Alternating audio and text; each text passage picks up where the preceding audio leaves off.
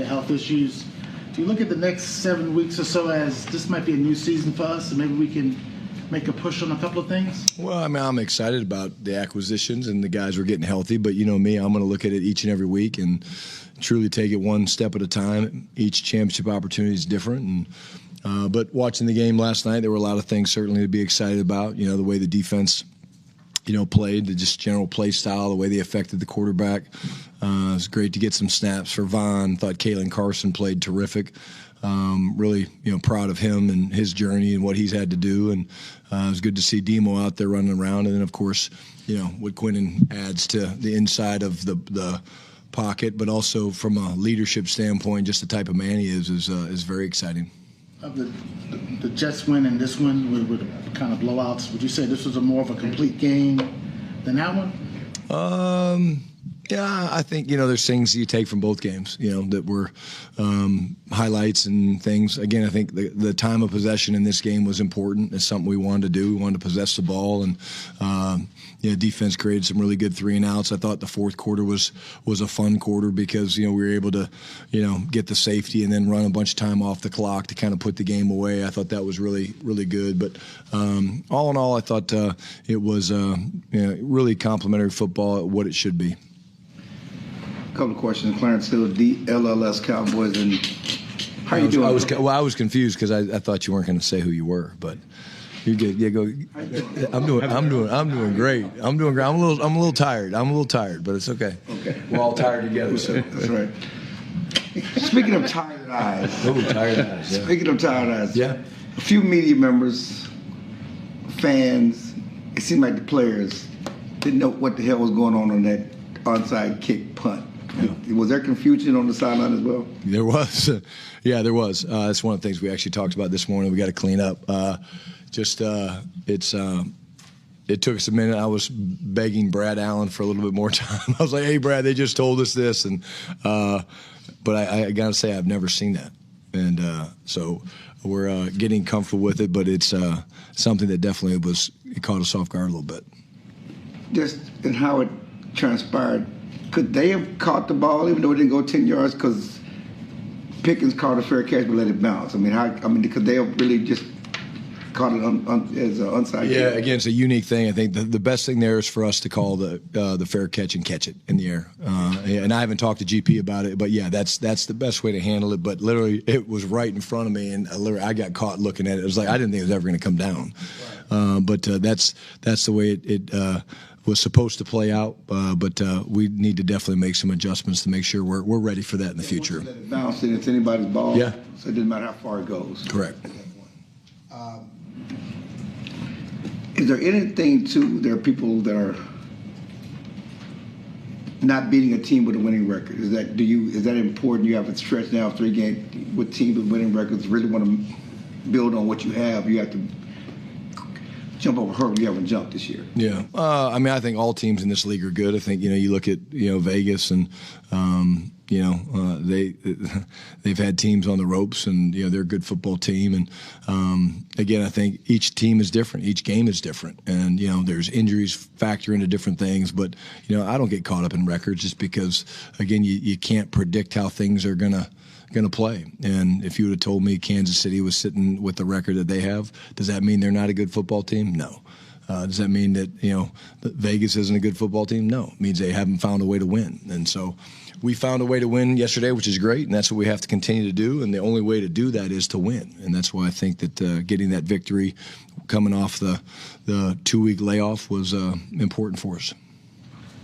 Brian Todorch with ESPN. Physically, how do you get your guys ready for this stretch of 3 games in such a small time? Yeah, you know, we'll do all the different things that we do, you know, with the, you know, getting these guys back healthy, the things, you know, where they're using the, you know, hot tub, cold tub therapies, you know, massages, all that stuff. You know, we've got a bunch of protocols in place for that. We'll do a lot of walkthroughs. You know, there'll be some full speed running, but not a lot, not as much as you normally do.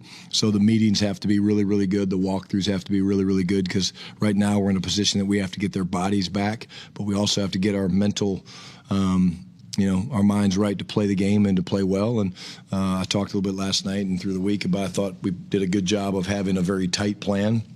We know Philadelphia pretty well. They know us pretty well.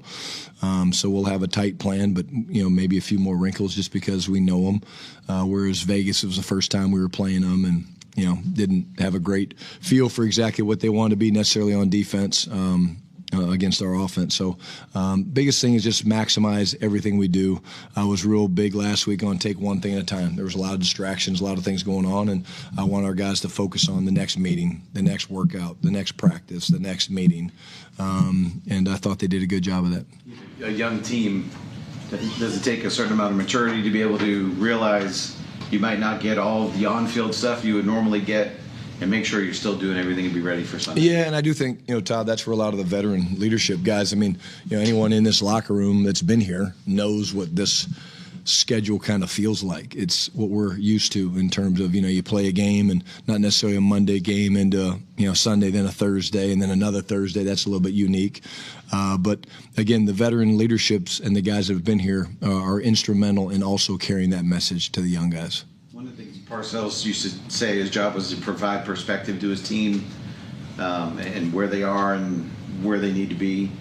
Do you take an overarching view yet of where things are in the division as you start playing these guys the second time, as well as looking at the rest of the conference yet? Yeah, I mean, I do. I focus, again, during the course of the week, I talk about what it's going to take to play well that week and to give yourself the best chance to win.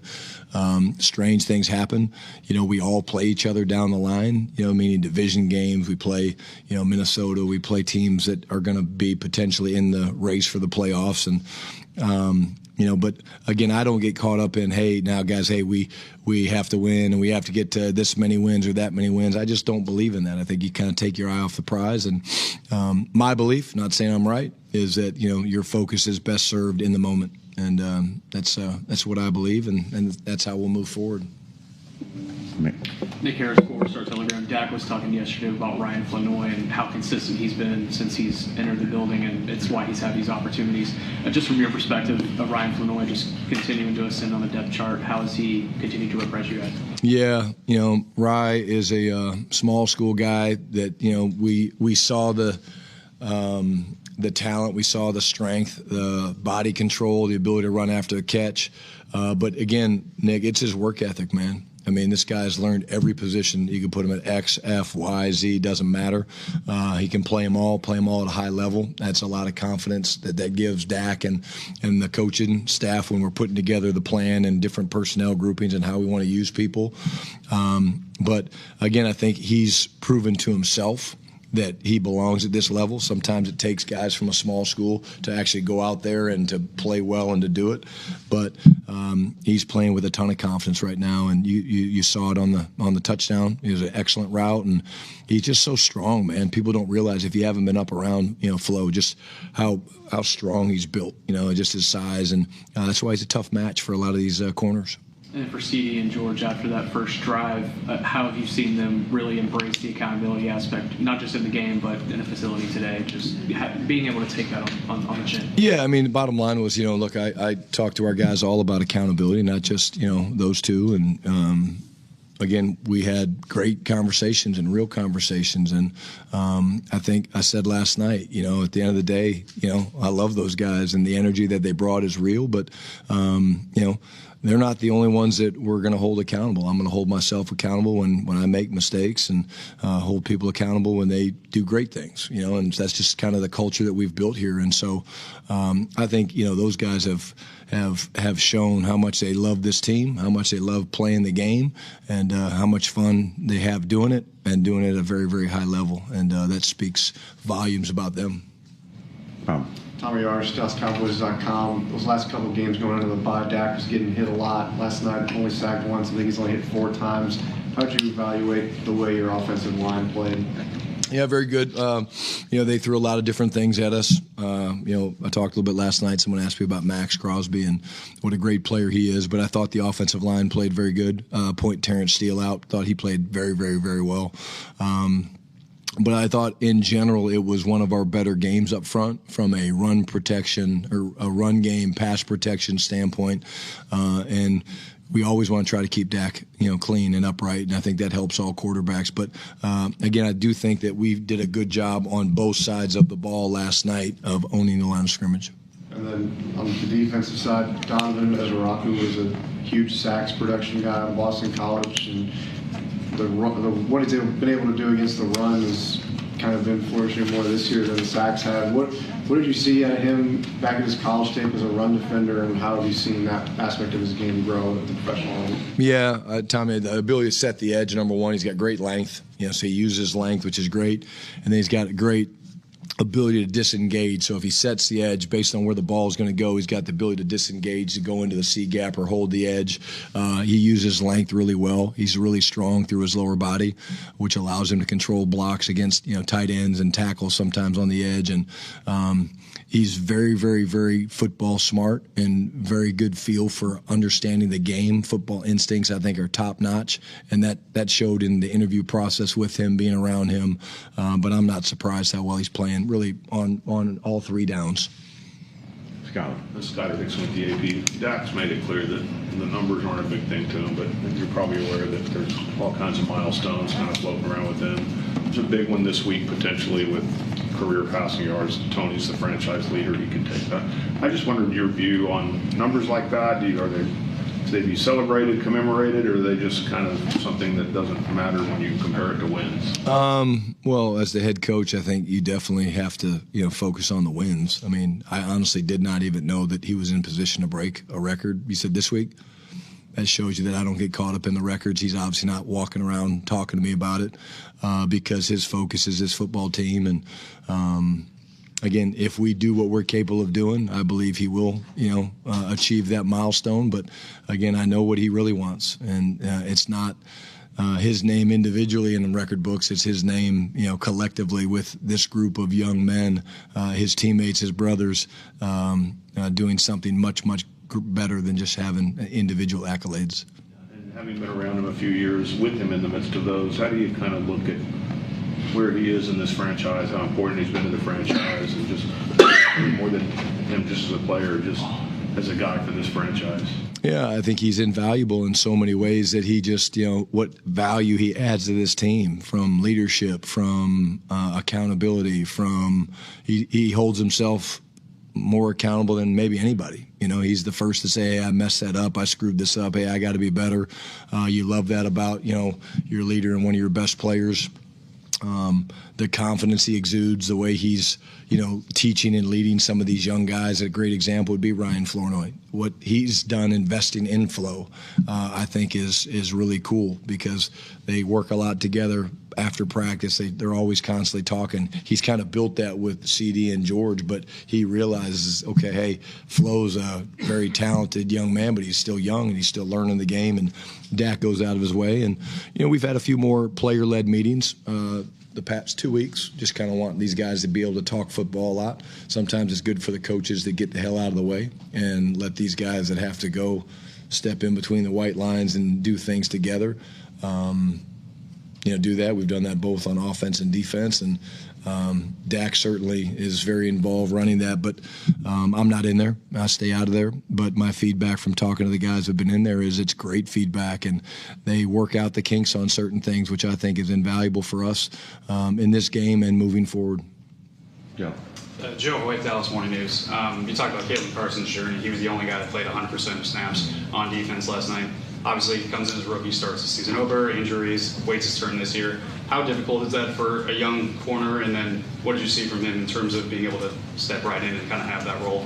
Well, I think it's very difficult when you listen to all the different things he's had to go through. I mean, even this year coming back, he had issues and things he was dealing with. But, we've been tough on Kalen in a good way, because we've seen the talent, we've seen the upside, we've talked to him about his urgency, and hey, let's pick up the urgency in the meetings, and let's the command of what we're trying to do, and we got to see that out there on the field, and he's done that, Joe. I mean, he's been awesome, and so this has been building for a couple weeks now, to where we were like, okay, we see the light kind of turning on, and I was not surprised at all with the way he played last night and the competitiveness and the way he challenged the ball. I thought the play right before the end of the first half when they kicked the field goal against Bowers, tough matchup, right? Really, talented tight end, size-wise, played it perfect. Looked back at the ball and did not, commit a foul. And I think when you're talking about young players like that, when they go out and they play well,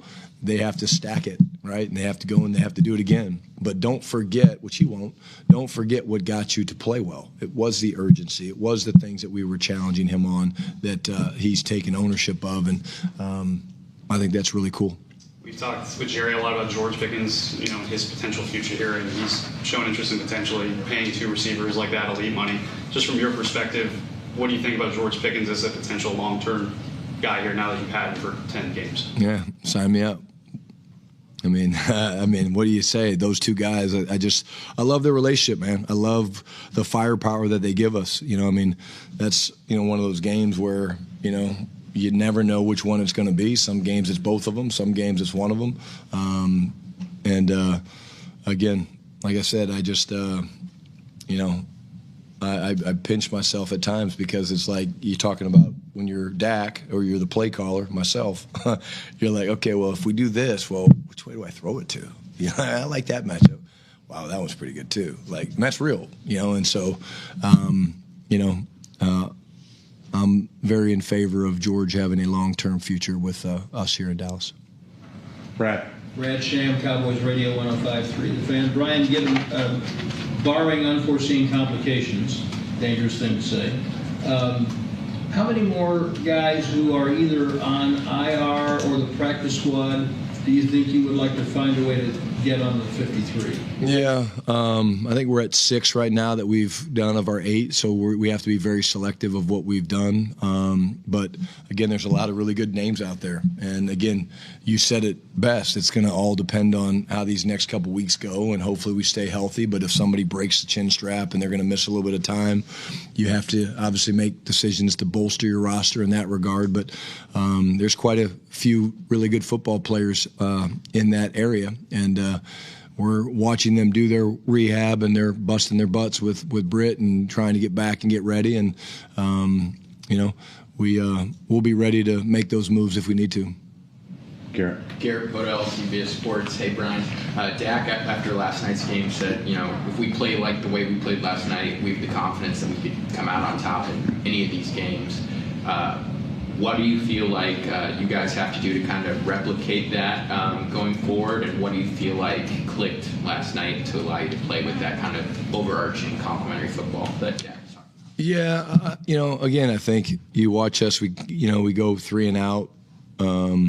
They kind of move the ball on us a little bit, but I think last night was probably the most poised I've seen our team in general in terms of just, it's just go play, man. 60 minutes, like, they played free. We've talked about that, Garrett, for a while. Like, I truly want these guys to go out there and play free and not get caught up in the score, whether we're up 17-3 or whether we're down 21-0, whatever it is. And, these games, when games get away or out of hand, a little bit like last night did late, it's not that way till late in the game. It kind of happens, but like these games are built to be close, and there's parity, and that's what the league wants, and that's why the game is so popular. But I think we just, again, we stay in the moment. We take one play at a time, one drive at a time. We realize that, we're going to score points, and then we're going to get stopped, and the defense is going to allow some plays, and hopefully they're going to get stops, which they did last night. But I think there's a confidence that we have in one another.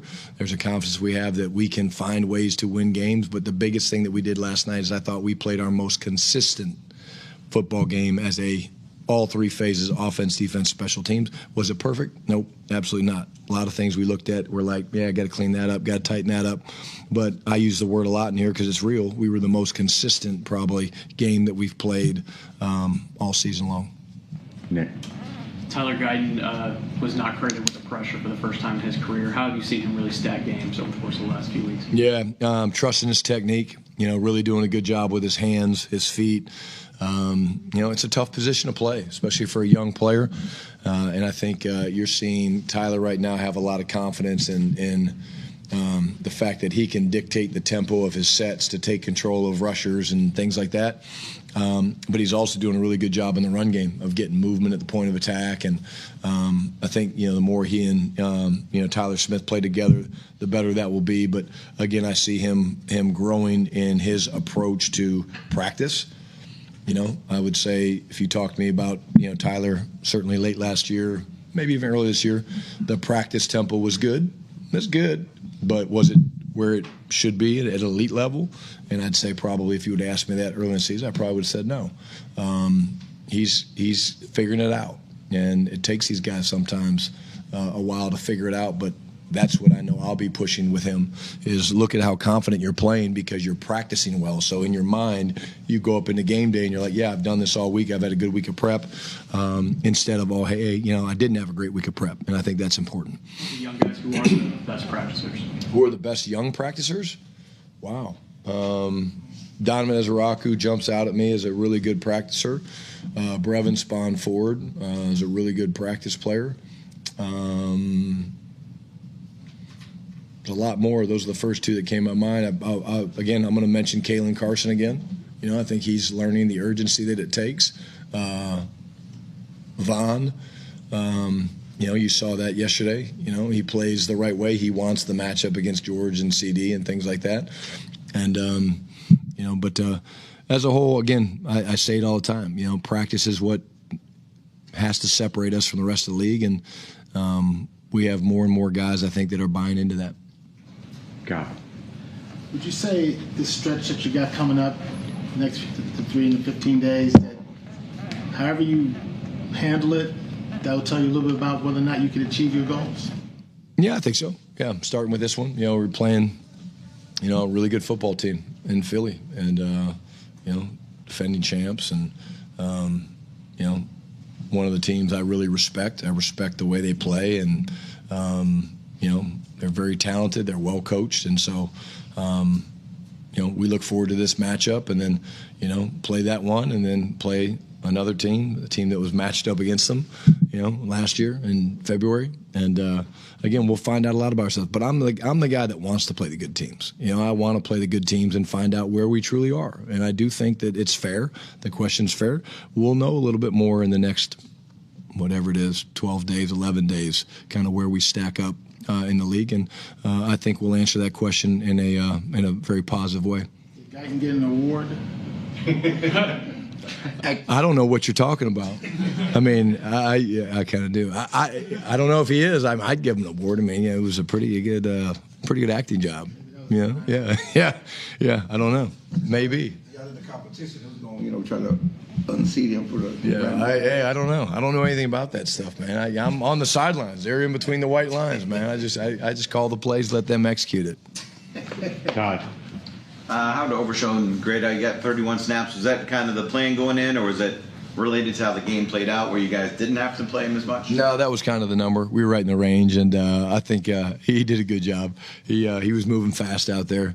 Had bad eyes on a couple of plays, but the speed and athleticism makes up for a lot of things, and it was just great to see him out there running around, having fun, and tracking guys down on the sidelines was so cool to see. But he did fine. But that was the plan, and we were right in that sweet spot of 30 to 35 reps. Do you see rotation between those four guys? I mean, I know you don't play your base a bunch, but... Yeah, we're going to roll guys through. Again, we're all about competition, but again, because, Demo's on a pitch count, they gave us a chance to see some more of those guys, and again, I think it'll get solidified here just these next couple weeks as we get going and Demo comes off the pitch count. But yeah, I think we want to rotate guys and get guys experience. Shamar James is another guy that played well yesterday, had a bunch of tackles, and talented young player that we're excited about.